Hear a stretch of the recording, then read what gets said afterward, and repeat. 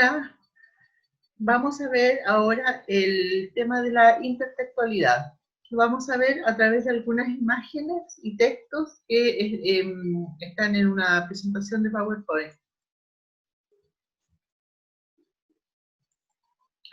Bien, este tema aparece dentro del programa de tercer año medio, pero la verdad es que algunos estudiantes lo ven tanto en tercero como en segundo, incluso en cuarto año medio. El tema se trata de cuál es la relación que tiene una obra literaria con otras obras u otras manifestaciones de la cultura general. Pueden ser tanto obras del mismo autor como obras de otros escritores. Veamos un ejemplo. Acá hay una estrofa que pertenece al libro Proverbios y Cantares de Antonio Machado, en que él señala o dice, ahí expresa, ¿dónde está la utilidad de nuestras utilidades? ¿Dónde está la utilidad de nuestras utilidades? Volvamos a la verdad, vanidad de vanidades. Y bueno, acá hay otros versos, digamos, que son bastante conocidos. Por ejemplo, esta estrofa extensa, caminantes son tus huellas en camino, que la canta Jean-Marie Serrat. Pero nos vamos a quedar con este proverbio, ¿no? Que está en negrita. Fíjense ustedes que el último verso hace referencia a un texto muy antiguo que corresponde a un libro del rey Salomón, el que se llama Eclesiastés. En ese libro, parte de la Biblia, entonces Salomón dice, vanidad de vanidades, todo es vanidad. ¿Qué provecho tiene el hombre de todo su trabajo, aunque se afana debajo del sol? Generación va y generación viene, mas la tierra siempre permanece, etc. Hace referencia a lo vano o lo vacío que resulta ser todo aquello que le dedicamos tanto tiempo, tanto esfuerzo. En el texto, en el proverbio del poeta español Antonio Machado, él entonces se refiere, es un eco de un texto antiguo como lo es este otro del rey Salomón. Ahí hay una intertextualidad. ¿Ya? Él toma lo anterior y lo trae ahora a la memoria. Este concepto de intertextualidad es relativamente nuevo. ¿Ya? Aquí tienen ustedes un concepto que lo pueden leer en la primera cápsula, en que hace justamente denotación de qué significa intertextualidad en cuanto a relación de un texto con otros, ¿ya? Que pueden estar cercanos o pueden estar lejanos en el tiempo. Y también se hace en la segunda cápsula referencia a de dónde se toma este texto. Hay ahí un filólogo, Bachin, que él se dio cuenta de que muchas veces se citaba a autores anteriores, citaba a otras obras, y con eso se enriquecía, se adornaba y se profundizaba también en lo que se estaba tratando de dar a conocer a través de una obra literaria, ¿ya? O al revés. Se iba a un concierto, por ejemplo, y resulta que la música, la ópera o la sinfonía que se iba a interpretar, su nombre o sus personajes, qué sé yo, estaban extraídos de una novela, o de un tiempo histórico, o de un mito. Entonces, con ello se permitía que el auditor, el lector, la persona que estaba viendo, pudiera complementar con aquella obra a la que se hacía referencia, complementarla para poder comprender mejor esta obra que ahora tenía ante sí. ¿Ya? Bueno.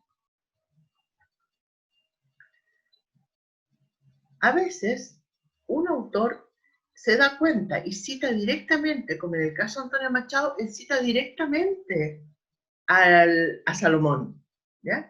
En forma evidente, como lo vemos acá. Y ya eso le estamos llamando intertextualidad. Pero hay veces en que el autor, el artista, no se da cuenta de que está haciendo una imitación, por así decir, sino que él lo hace porque está tan imbuido de la obra de alguien, a quien admira o qué sé yo, o que es referente importante para su cultura, entonces esa otra obra se mete, digamos, dentro de lo que él está haciendo sin que él tenga la total conciencia. Sin que él tenga la total conciencia. Entonces, eso ocurre, por ejemplo, vamos a ver acá a un escritor chileno, rancagüino, de muy buena calidad, que es Óscar Castro, y en su tiempo, digamos, primera mitad del siglo XX, él estuvo muy influido por un gran poeta español que se llama Federico García Lorca. Veamos el ejemplo. Resulta que Federico García Lorca escribía en un tipo de estrofa, un tipo de verso, en sus poemas, que es el romance. ¿Ya? Son estrofas constituidas por versos que tienen 8 sílabas métricas y los versos pares van teniendo una rima asonante, es decir, son idénticas las vocales. Aquí vemos, por ejemplo, hogueras y quema. E-A, E-A. Pero la Guardia Civil avanza sembrando hogueras, desde joven y desnuda, la imaginación se quema. Él está en una postura de rebeldía frente a una dictadura muy brutal que se va a instalar en su país, entonces escribe en un libro llamado Romancero Gitano, escribe estos versos. Bueno, luego él fue asesinado en esa misma época, y dentro de lo que escribe el poeta chileno Óscar Castro, entonces le rinde un homenaje. Pero fíjense que al rendirle el homenaje, él utiliza el mismo tipo de verso. ¿Se fijan? Versos de 8 sílabas métricas en que van los versos pares teniendo rima asonante. Son idénticas las dos vocales finales, puñalada, alma y granada. Entonces, ahí hay una influencia, digamos. Él admira tanto a Federico García Lorca que utiliza el mismo tipo de verso, pero no está repitiendo un verso de García Lorca, sino que es el estilo de García Lorca influye en su escritura. Decíamos hace un rato, un escritor puede referirse, digamos, dentro de la intertextualidad, un escritor puede referirse tanto a textos propios que él mismo ha escrito como a otros libros. Por ejemplo, hay un escritor colombiano que es premio Nobel de literatura que se llama Gabriel García Márquez. Y él tiene varios libros, y en varios de esos libros aparece una pequeña ciudad, un pueblo, que se llama Macondo. En ese caso se habla de intratextualidad, porque en todos sus escritos, o gran parte de ellos, están ambientados en esta ciudad imaginada que es Macondo.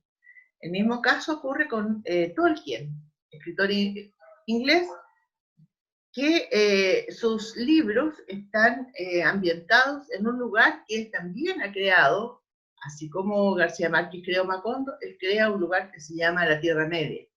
Entonces sus obras transcurren dentro de la Tierra Media.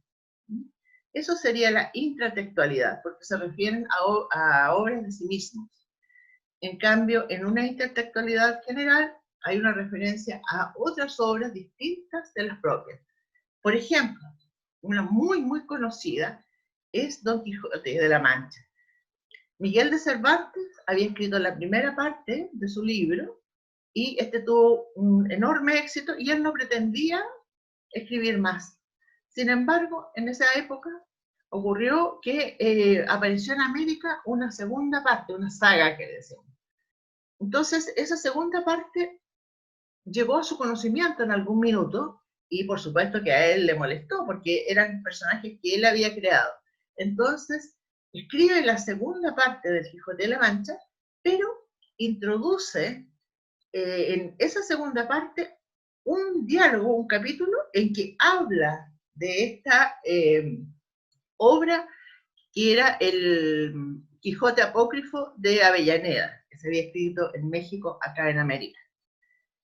Es en el capítulo 59. Miren, observen. Voy a destacar solamente una frase. Ahí están unos personajes conversando, escuchan que en otra habitación están hablando de esta segunda parte. Entonces Don Quijote se sorprende y dice: ¿para qué quiere vuestra merced que leamos estos disparates? Y el que hubiera leído la primera parte de la historia de Don Quijote, no es posible que pueda tener gusto en leer esta segunda. Entonces él expresa ahí un desprecio. Más encima, en esta segunda parte que se había escrito, aparecía un Don Quijote que dice: se había desenamorado de Dulcinea del Toboso, y eso para él es imposible. Entonces, de esta manera él denuncia, digamos, que esta otra parte era falsa. Se refiere a otra obra, pero lo pone en boca de uno de sus personajes. Bueno, quería mostrarles también esto, que la intersectorialidad se puede dar dentro de obras literarias, pero también se puede dar con otras obras de expresiones artísticas diferentes. Por ejemplo, hay un personaje que es muy especial porque hace referencia a un cierto ideal masculino, que es la mujer dócil, ¿eh? La mujer pasiva. Y está muy bien representado en Shakespeare con su Ofelia en una obra que se llama Hamlet. ¿Eh? Ahí Hamlet está enamorado de o dice estar enamorado de una muchacha que es Ofelia. Ella lo ama, pero ella aparece muy dominada por su padre, por su hermano, por Hamlet, etc. Y todos tironean de ella para que ella haga lo que los hombres dicen. Bueno, finalmente Ofelia muere. Ofelia muere y ese personaje de ella muriendo al caer desde una rama a un río es una imagen que ha sido pintada, llevada a la música, llevada al cine, llevada a la literatura múltiples veces. Acá, por ejemplo, vemos a la Ofelia, una imagen que está en la parte inferior de su pantalla, de la Ofelia en pintura de un pintor que se llama Millet. ¿Ya? Bueno, fue creada por Shakespeare, pero ahora Millet lo lleva a la pintura. Esta misma imagen aparece en el cine. Por ejemplo, una película que algunos conocerán, que se llama Melancolía, que es un planeta que va a colisionar con la Tierra. Entonces, en un momento, la protagonista se lanza al agua, digamos, aparece en el agua tendida, asemejando a la Ofelia. También Hitchcock, que es un cineasta antiguo, pero muy clásico, utiliza, digamos, imágenes de Ofelia en una película que se llama Vértigo. Entonces, esto está bastante difundido, esta imagen, y este tipo de mujer, este personaje.